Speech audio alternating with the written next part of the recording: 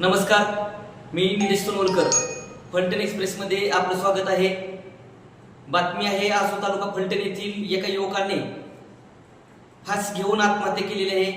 सविस्तर माहिती अशी की दिनांक 6 फेब्रुवारी रोजी आसू तालुका फलटण येथील सूरज अंकुश सोनवणे वय 35 यांनी आज 6 फेब्रुवारी रोजी आत्महत्या केलेली आहे. ही आत्महत्या सकाळी 6:45 नीरा नदीच्या किनारी जाऊन त्यांनी गळफास घेऊन ही आत्महत्या केल्याचा प्रकार घडलेला आहे.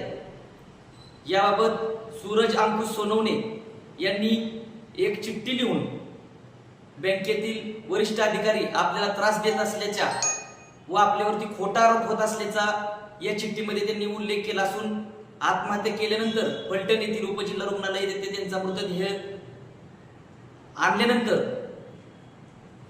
त्याची तपासणी करण्यात आली. यावेळी कुटुंबीय आक्रमक होऊन संशयित आरोपींना अटक करण्याची मागणी ही त्यांच्या कुटुंबियांनी केलेली आहे. त्यामुळे यावेळी हॉस्पिटलमध्ये आल्यानंतर कुटुंबियांनी आरोपींवरती कारवाई केल्याशिवाय आम्ही मृतदेह ताब्यात घेणार नसल्याचे सांगितले.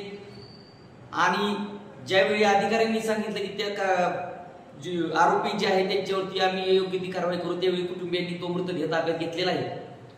पोलिसांच्या भूमिकेनंतर, पोलिसांनी दिलेल्या आश्वासनानंतर तो मृतदेह कुटुंबियांनी ताब्यात घेतलेला आहे.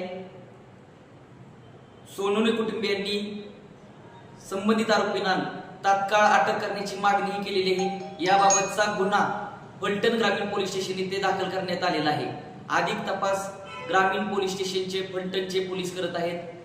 काय होतंय ते पाहूया. पाहत रहा फलटण एक्सप्रेस. धन्यवाद.